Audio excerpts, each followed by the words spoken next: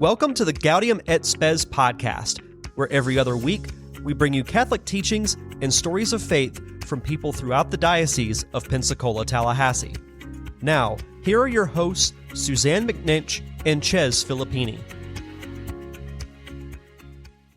Hello, everyone, and welcome to another episode of the Gaudium et Spes podcast. Chez and I are in the studio today, and we have the privilege of having Deacon Lou and Rita Fete with us. This is actually a two-part series. The last podcast we had Bishop Walk and Father Joe Calipari on talking about the diaconate process, the steps, what it takes to become one. And so we thought we'd bring in a deacon and his wife to actually talk what the day-to-day life is like as a deacon and a wife. So they're from the Blessed Sacrament Parish over in Tallahassee. So Deacon Lou and Rita, thank you so much for making the trip over here, and we're pleased to have you in the studio with us. We're pleased to be here. Thanks for asking us. Yeah, you're welcome. Absolutely. So we start out in this podcast every single time with the first line from the document that our podcast is named after, Gaudium et Spes, which goes, "The joys and hopes, the griefs and anxieties of the men of this age, especially those who are poor or in any way afflicted, these are the joys and the hopes, the griefs and anxieties of the followers of Christ." So you guys are followers of Christ. Got joys, hopes, griefs, anxieties. What's going on? We'll start with you, Rita. Anything come to mind in the last few weeks or months or anything? Well, we're preparing for a trip to St. Louis to visit Lou's mom, who's turning 89. Oh, my gosh. And so we'll make that journey, and it'll be a family reunion of sorts. Beautiful. She has had some health issues, and we have had to work with his brother to coordinate some of the ways of handling the agencies and the care of her from a distance. That brings on a challenge. We're looking forward to seeing her and the rest of the family. It's cool. Yeah. Right in the heart of America, everyone's spread out across the country, descending to St. Everywhere. Mom had two sisters. They've both passed away, and so a lot of the nieces and nephews are going to come from New York and Ohio, and we have a lot in St. Louis as well. So beautiful. We'll have a big meal at her retirement facility. Awesome. Very good. So it's been a trying year because of her health, but this will be a nice time. Awesome. Very cool.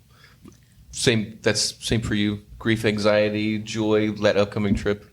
For sure. Yeah, that. And then at Thanksgiving, we're planning maybe the week before to go and visit our oldest son who lives just outside of Dallas, and fly from there to Sacramento to visit our daughter and her husband. So we're looking forward to that as well. Beautiful. Yeah. Yeah. Good family time. Indeed. Yes. Suzanne, we're almost at the end of summer. We're kind of like creeping out of this thing. We are. What's going on? It's hot outside. Yes, right. It's very hot, yes. No, I think I've enjoyed the summer so far, too. You know, we've had lots of friends come and visit because this is the place to come, you know. A lot of our friends from Tennessee that we were, stationed with earlier and stuff were here. And my parents are actually over in Biloxi for the summer. They live in Dallas with my sister majority of the year. And so they rent a condo there. And so it's nice to just get over and see them on the weekends. And so I'm grateful that they're close enough that we can share some good quality time together. Yeah. Pensacola is so cool.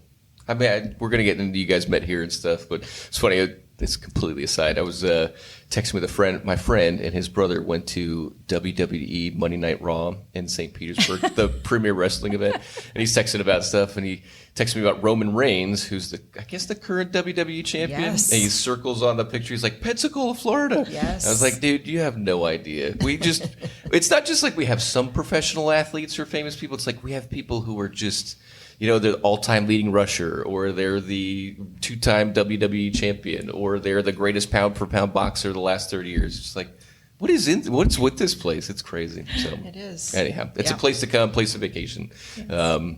I have no idea where I was going with that. Oh, yeah, joys, hopes, griefs, anxieties. We're going on vacation again. Woohoo! Head down to by the time you guys are listening to this, we'll be in Central Florida at Animal Kingdom. So staying with our friends who are kind of the hyper vacation club members. So we're going to be in one of the properties where you go out in your front balcony and there's like a giraffe outside. So yes, that's very nice. Yeah, so we're hoping and praying it's not too hot or anything that they're under the shade or escaping the whole time. But I'm assuming there's going to be some great moments with the kids and seeing some animals out there. So yeah, looking forward to that for sure. How old are your kids now? So I've got a 12-year-old. I've got to keep track here. 12-year-old going into 7th grade, Lucia. Got a 7-year-old, John Paul, going into 2nd grade. Maria's going into pre-K. She's 4. And then Gabriel is our monstrous 19-month-old at this point in time. So nice. How sweet. They're fun. All Gabriel great ages. is a problem. He's about the size of a 3-year-old and is completely out of hand at all times, but he's very cute, so he makes up for it. Every family needs to have one of those. Indeed. Yeah, he's bringing up the rear with great gusto, and yeah.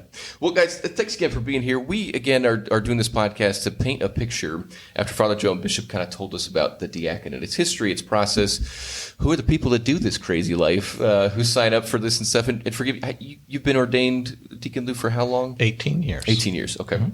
So we wanted to just kind of get to know you guys, just your individual faith backgrounds, maybe how you were raised, what faith tradition, the place of faith in your life, and then how you guys met specifically. So, Rita, take us through. Well, I was raised Protestant. Okay.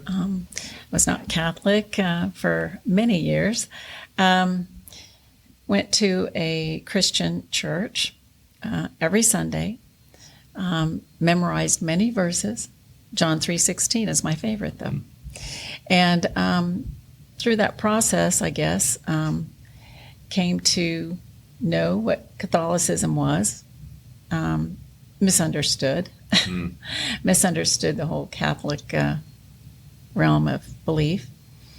It wasn't until I met Lou that I was introduced to Catholicism, really, and what our belief system is and our faith. But my family was very faith-filled as I was growing up. Like I said, we went to church every Sunday, and I found faith in family bonds because my parents were adoptive parents. I was adopted when I was 3 months old by parents who continued to be foster parents for 40 years. We had many children in our house over those years. My mother loved babies. She loved to take care of the disabled. My father worked for Boeing. And so I had a real connection with service. We lived on a farm. So there was always something to do, always something to tend to, always babies to feed and change. I think the most that we had in our home at one time was 9. We had a regular room about this size that was a nursery. And so I was exposed to a lot of service at a young age. And then I went into the Navy and served as a hospital corpsman for several years. Met Lou here in Pensacola, Florida, as a reservist, and started to go to Mass with him after we started dating. So that's kind of the... Very cool. Yeah. How we met, for sure. Diaconate journey and marriage started when I was in high school. My father, when I bought my first car, we were taking it home from the dealer, and he said, "Why don't you just park over there?" And I said, "Okay, Dad." And he said, "I want to talk to you about vocations." And I said, "Okay." And he did this with all 3 of us. He wanted us to be either a priest or a brother, in my sister's case, a sister. And I just looked at my dad and had a driver's permit. I wasn't 16 yet when I bought my car. I was 15. I looked at him. I said, "I want to be married, Dad. I don't want to be a priest." And so this is mid-'70s, so the diaconate was not something that was well known. And he just looks at me and he goes, "Well, that's a wonderful vocation too." He goes, they have the diaconate coming back. You need to consider that. And so somewhere in the back of my head that was planted. I don't think that I attended to that garden for many years until being here in Pensacola. And when I met Rita, even though she wasn't Catholic, I saw a spirituality that I didn't see in a lot of people. And it rekindled that desire to not just be of service, but to be literally a servant. And so I saw through her a way of making this vocation something that could work well with our marriage, because she was already so acclimated through her upbringing in service. We've both been fortunate in that all of our employment has always been service-oriented, but now in the diaconate, it can be sacramentalized. The hard thing about diaconate service is, and Father Joe may have addressed it in the formation, your service is not your service. Your service is what the church needs. So if you have a high desire to participate in a certain way, that's nice. But in the diaconate, you have to fill a hole where a hole is, and you have to serve where the need is, and you have to be willing to let go and to change direction and be flexible. I think I learned a lot of that from my parents. My father was in the Air Force growing up. I did not grow up in the United States. My father was always overseas. We would move as frequently as every single year between Ankara, Turkey, and the island of Crete. So when I moved here at high school age, this was a foreign country, and everything was just mind-blowing. The selection, the variety, the fact that people had so many different paths that I never thought of. So it took a little while to decide what I wanted. Was raised Catholic, and I do think that had profound influence on my decision to step forward and say, I would like to see if I can be of service this way. So we talked about it, and we invited our pastor to the house, and we had dinner, and we introduced the idea to him, because I think that's always a good first step to get the support of your pastor. And he just kind of looked at us at the end of the evening, thanked us for the meal, and went back to the rectory. So we were kind of looking at each other going, well, I don't know if he's very excited about this as an idea or not. So at Sunday, I went up to him and I said, Father, I'd like to pursue that. And he just smiled from cheek to cheek and he said, I'm very glad to hear that. I will support you. I just did not want to be the one that you thought wanted you to do it. So the journey began at that point. Good. Well, so Deacon Lou, at what stage in your marriage did all of this sort of happen? How long had you been married at the time? Did you have children? And then... Rita had 2 sons from her first marriage, and I had a daughter from my first marriage, and then our youngest is our daughter. And so by the time we started this process, I think our daughter was in 8th grade. So she was the youngest, and at that time, the process was a little bit different. Everything was done locally, including the education. We'd have to travel on Mondays over to Defuniak Springs area and to, what's the church over in? St. Margaret of Scotland? We'd go there, but what's the other one that's Blessed frequent? Trinity. The midpoint. The midpoint of the diocese. Oh, St. Joseph the Worker. St. Joseph Chipley. the Worker. Yep. In Chipley. So between those two, we'd have Monday night classes. All the guys in the diocese would gather there, and then once a month we'd have a long weekend, Friday through Sundays, and the weekends would involve the entire family. So, packing up the car on a Friday, leaving high school early maybe wasn't a chore for our daughter, but giving up her weekend probably was. Yeah. So the formation process was a little laborious and challenging as a family. And I think Father Joe is famous for telling people that have very young children, you need to think carefully. There's always time because you can miss out on a lot. Those obligations are not flexible.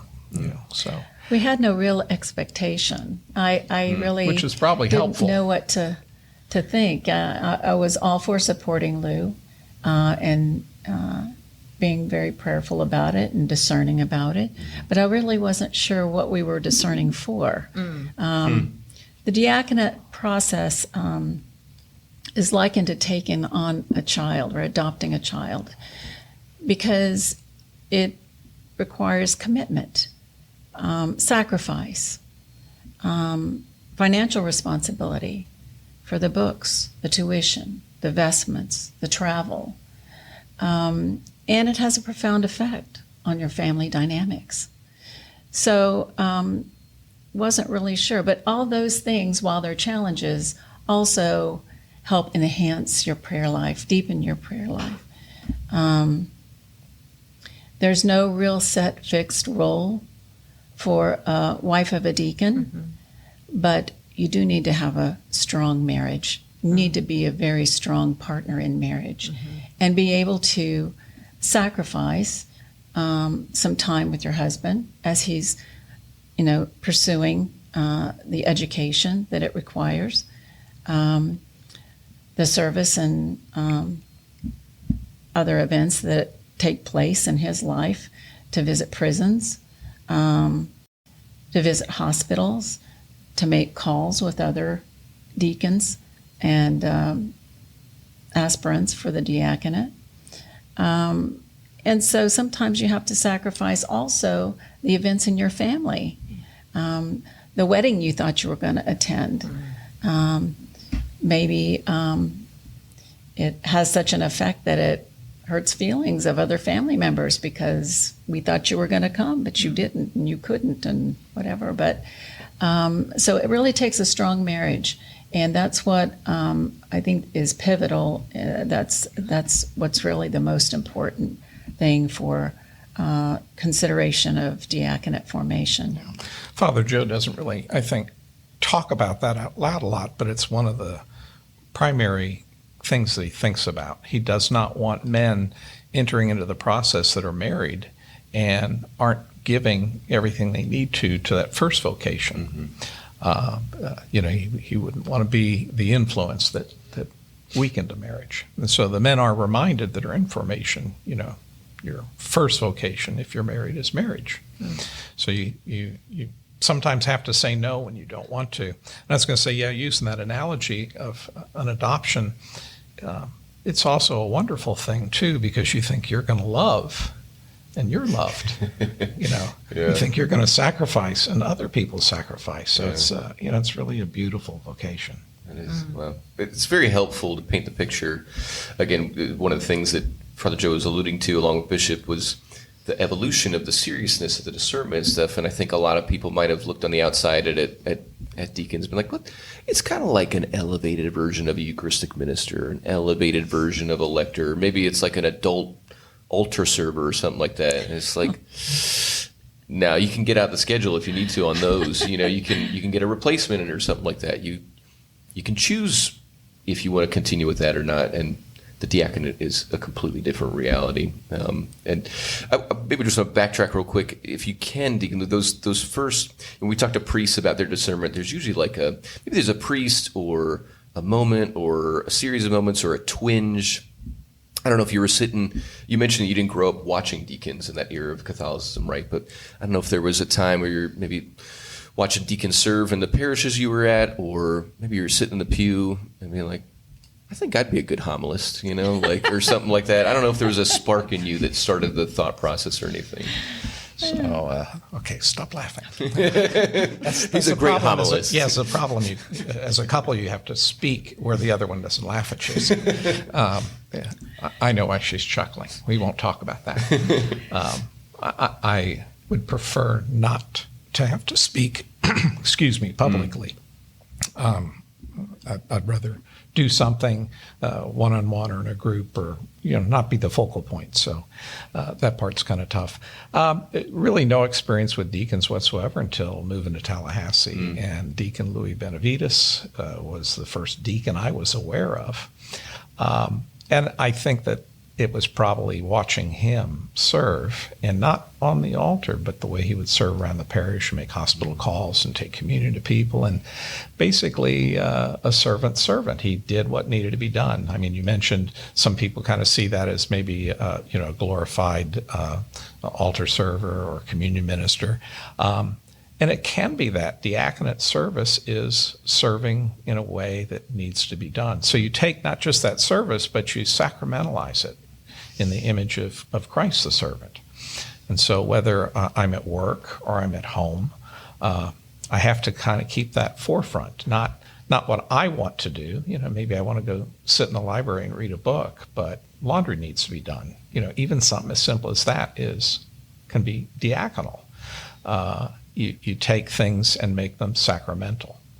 Rita makes it kind of easy because she is so service oriented that when she wanted to become Catholic, I have to say I was a little fearful. Usually you'd say, "Oh, I'm very excited. We're going to be one faith," but I was afraid that something would be lost. Sometimes you meet couples and they change faith, and one overrides the other. So. Nothing of the sort happened. Nothing at all. So that was wonderful.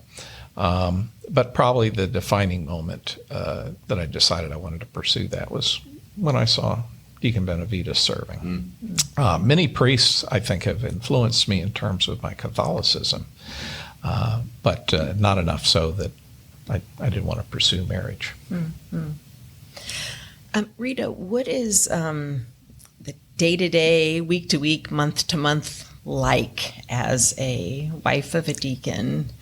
Well, for me, I'm still working, and then I am very fortunate to be able to serve and be an employee at our church at Blessed Sacrament. So I serve there. And we also have a son that's living with us at home, an adult son who has a disability. He has Down syndrome. And Lou is also a stepfather. So we take him to school, and he enjoys his life with his friends, and we embrace his events and his challenges. He teaches us. Mm-hmm. He forgives us. Mm-hmm. He reminds us of what's at the heart of service and forgiveness and mercy, and he's the loving son. And so we just try to do the best we can every day, and I think each day we're formed to be better people, hopefully. We start out early in the morning. We get him to his school. We go to work. Lou still works outside the home too. And then we have church events that we need to attend to, and things that call us to go serve at our church. Making sure that dinner's ready on time. Sometimes it's not on time. Sometimes we fit it in. You know how that is, Chez. Yeah. Sometimes somebody else is making it. We never know who's going to do that. That's right. So it's a routine we've gotten used to. I had to stop and think about diaconate service for a little bit, because it seems like it's just been such a part of our lives to serve naturally that it didn't really break it apart or think about it in a different plane. So we're all being formed. Each and every day we start over again. The diaconate has magnified that a little bit, in that it's a service that is not just for 2 years. It's not something that's for a temporary period of time, but it's part of your life. It's part of your faith journey, and it becomes part of who you are.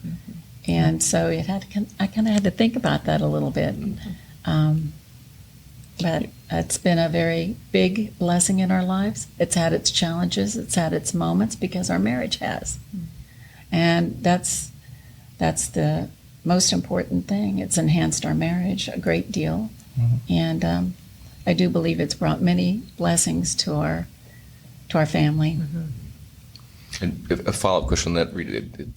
You mentioned you work for Blessed Sacrament. You're a well-beloved employee there.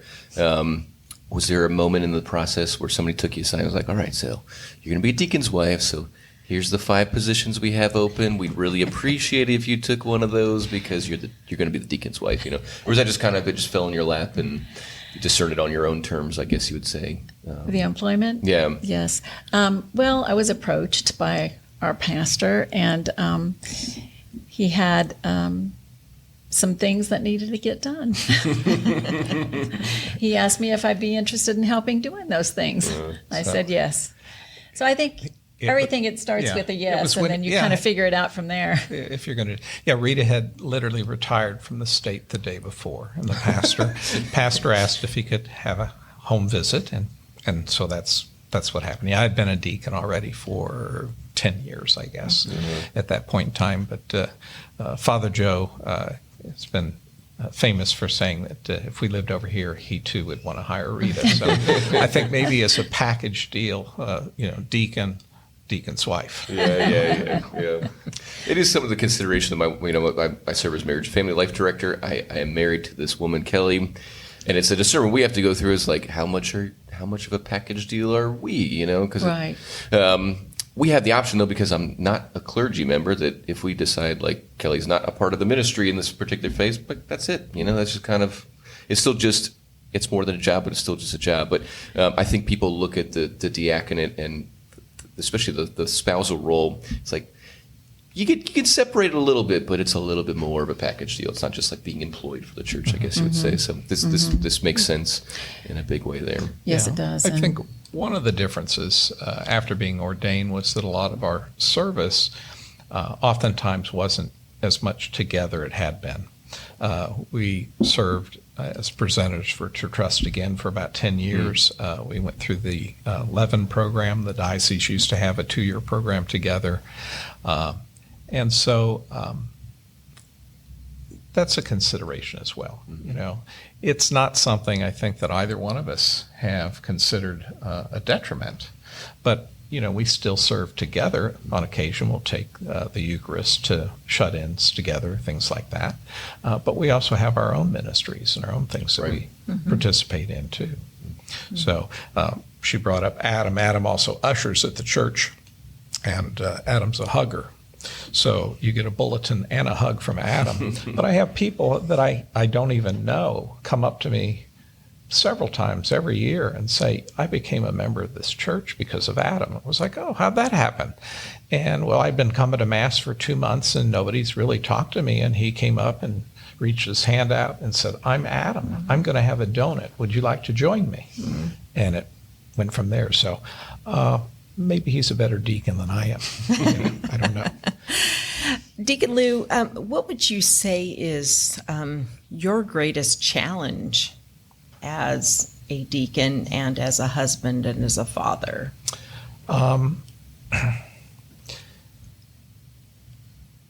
Getting out of the way is probably it. I have very, very strong preferences, as Rita does. Rita is an extreme extrovert, and I am an extreme introvert. If I had my choice, I would stay home all day, So things that are challenging for me are things that put me out of my comfort zone. Not preparing a homily, but giving a homily. That's not my preference. My preference would be to not give a homily. Going on a hospital call and I'm tired. My preference would be not to go on the hospital call. So I have Rita as my conscience on the side there to say, but they're looking for somebody to visit. So after ordination, I served in the prisons because we didn't have enough priests to come provide Mass, so providing communion services for about 3 years. I also mentored one of the prisoners out at the prison. Served in the hospital as a chaplain's assistant for a couple of years. Just whatever, the need was. And I think if you just go and do things in spite of your preference, you can kind of get over yourself. And I think the current formation is very, very good at that. They get them active in everything. So Father Joe made mention, I think in the podcast, that one of the deacons had been commissioned to give a homily and a baptism their first week with no training. That was me. So, so when you're called, you just answer. I love it. I love the whole message behind that, getting out of your comfort zone and doing things that are challenging to you, but so rewarding both personally and to the individual on the receiving end. And I think that's a great lesson for all of our young people nowadays, and even those of us who are a little bit older, This attitude is elusive that you're expressing. I'll just go where I need to be, where I need to go. It's like, not too many people have that attitude. It's not natural to human beings, I don't think. But sure. Well, I think a very important part of the formation element is the men have to be trained that what's made them successful in their work, maybe even in their families in terms of their leadership or whatever, that's not how you're successful in a sacramental life. You're successful by doing what needs to be done, going where you're needed, filling in blank spaces, and finding something about it that allows you to mirror this icon of Christ service. So it's the more you do it, the easier it is. I can't imagine a life any other way now. Can I say, one of the things that Bishop brought up is the special role, the relationship that deacons have had with the bishop in a special way, right? I think most people at parishes don't see that because they don't go to diocesan liturgies, they don't go to the big things. They just see kind of like, well, deacon's here with our priests and stuff. So I don't know if you could speak into that. What's your experience been serving under Monsignor O'Sullivan, now Father Pete? Is a deacon like, the executive officer to the commanding officer? Is the deacon like the sidekick, to the real person in charge? How do you navigate that? I guess if I were going to label it, I would label it the presiding guesser. and I say it that way because each priest, each bishop that you serve with has preferences that are different than maybe what somebody else might have done. So even in the way that they would execute a liturgy can differ. Bishop Ricard used to tell you 3 things he was going to do during a Mass, and none of those 3 things would ever happen. So you'd kind of have to, because he'd get kind of caught up in the spirituality of the moment. And so you just kind of, sometimes you kind of look at deacons and it's like, did they have any training at all? Where are they going? It's like sometimes, things really go to the point where you just have to kind of guess what that person wants next. So that's a challenge. That's interesting. I actually enjoy that part. I like to be kept guessing. With Monsignor O'Sullivan, Monsignor O'Sullivan's style was very simplistic. Less is better. With Father Pete prefers to have things more prominent. I guess if I were to think about the style between the two, Father O'Sullivan's liturgies were much more predictable, whereas Father Pete's are more spontaneous. It's just different people, different styles. It's wonderful. That's what makes the church. Different bodies, different parts. Interesting. Yeah. You're going to hold the chalice up at some point in time. You're going to organize the folks around. But yeah, it is. You don't run the show necessarily on any given Sunday. Not at all. You're responding a lot of the time. It's interesting. Yeah. Very good. Well, as someone or a couple who are maybe discerning whether they would like to enter into the diaconate process and become a deacon and a wife someday, what advice or words of wisdom would you give to them at this stage? How big a family do you want? That's right. How big a family do you want? I think that's an excellent way to put it.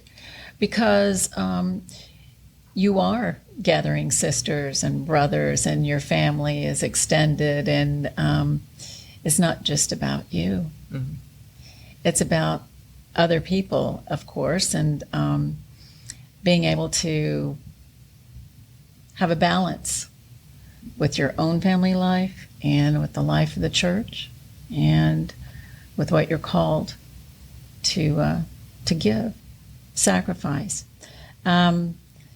What's so nice about the role of a wife is that they can be individualistic. I mean, when Lou's feeling tired, I can encourage him. When he's feeling like maybe it's not the right time, I can say, well, maybe it is. It's God's time. Deacon's wife is able to participate as much or as little as she needs to or can, based on her own family. And, times that the husband's away, there may be times when they have to step in and take over some duties or things that they didn't expect to. My advice would be to carefully consider what it is that you want to serve, who you want to serve, and also what is your marriage about? Start there. Can your marriage accept challenges? And are you willing to sacrifice? Mm-hmm. Will you have a greater love? I know that sometimes I see comments from wives about how they feel alone in the pews and they see their husband up there serving and they're sitting alone.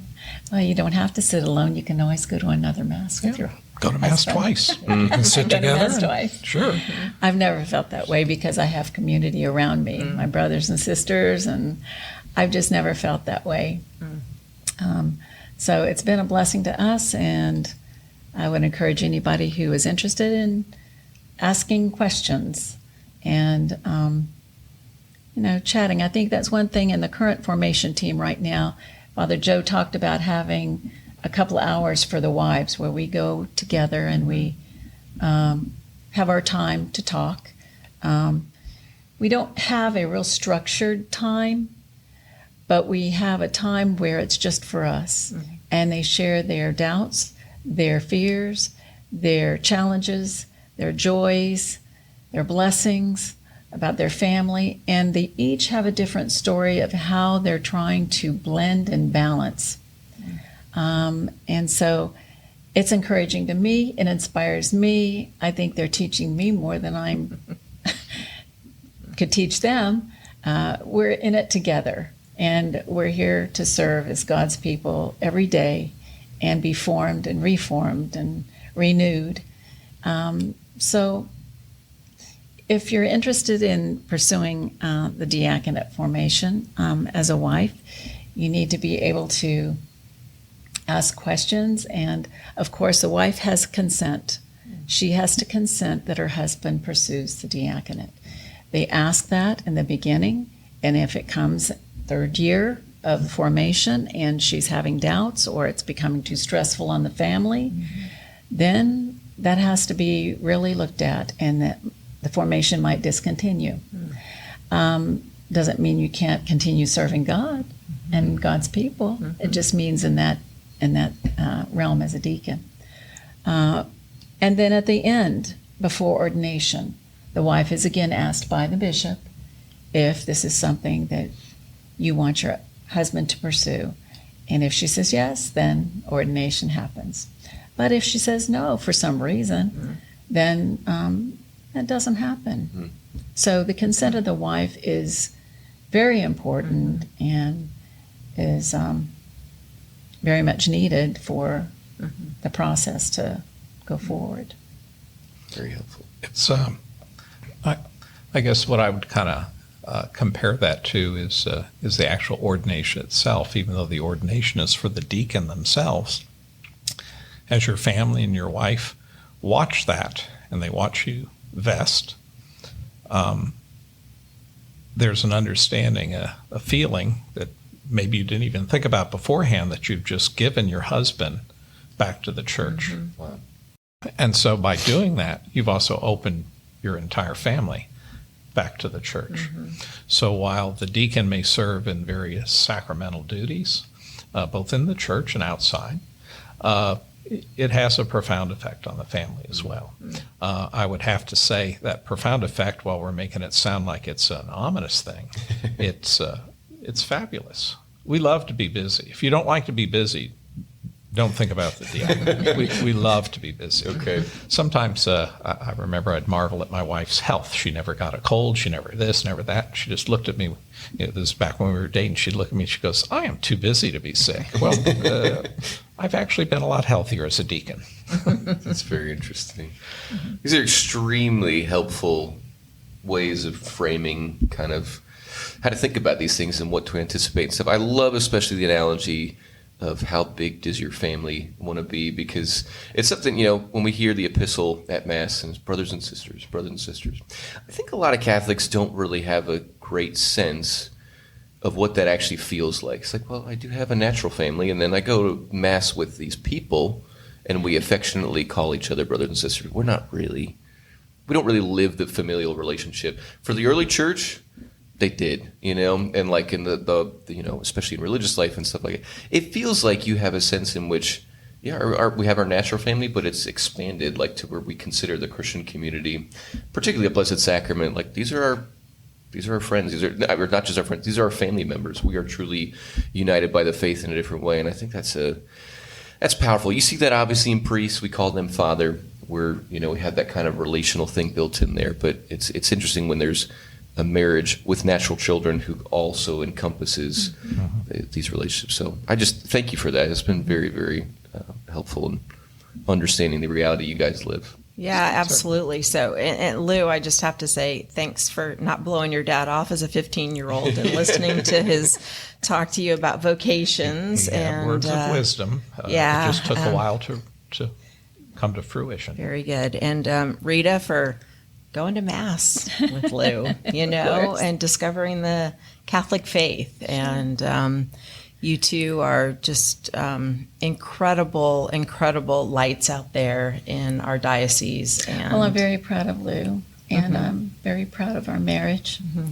I see him as being very spiritual, and I know that they ask wives a lot of times, well, do you see a difference in your husband? Yes, I have. Yes. His faith has deepened. Our prayer life has deepened. I see it in him as being obedient son, as being a great friend, a loving husband and father. And I'm very grateful. As I am for Rita. Guys, these episodes are so good. We have such amazing people in our diocese. This is a real privilege. I want to thank you guys again for taking the time to be with us and share from your heart, share from your experience, just breaking it down, making it so understandable for what this life is that you said yes to and that people are actively discerning. We encourage everyone listening to this episode up to these two. Please pray not only for our seminarians and our priests, but please pray for our folks in the diaconate formation process. It's an intense thing, and it's something that's a true calling that has tremendous fruit for the communities that are blessed by them. And but yeah, if you know anybody is thinking about this or has asked a question before, please share this episode with them. They'll gain tremendous insight on what the life is like. So cool. Well, guys, in 2 weeks' time, we're going to shift gears. We're going to turn it back over to Bishop, and he's going to be breaking open his insights into Catholic education, and then we're going to have a follow-up episode of that in a few weeks' time after that with a principal from our diocese. So it's back to school time. It's time to focus on Catholic schools, so please join us for those. Thank you for tuning in today to the Gaudium et Spes podcast. If you would like to know more about our podcast, please visit gaudiumetspes.net or go to ptdiocese.org and click the button that says podcast. If you listen to the audio version from an app such as iTunes, Stitcher, or Spotify, be sure and rate, review, and comment. If you watched us on YouTube, make sure you like and subscribe or leave us a comment there as well. Thank you for joining us.